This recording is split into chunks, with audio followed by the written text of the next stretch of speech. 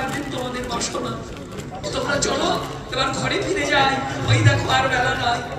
তাই অনুসারে বেলুর বুঝিয়া রাখালো অনুসারে বেলুর বুঝিয়া রাখালো আলোচনা এলো কবুলের মুখে, আসিয়া মিলল নিজ সুখে। যে মনে যে ধেনু ছিল বিদায় একত্রে কইল, আলোচনা এলো কবুলের মুখে। সবাই চলেছে সে তো কান্তি অনুমান, আগে ধায় বলো না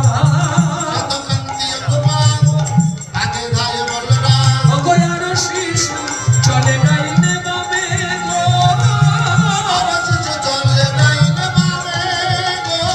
এবার শ্রীরাম সুদাম কাছে ভালো সভা করিয়াছে,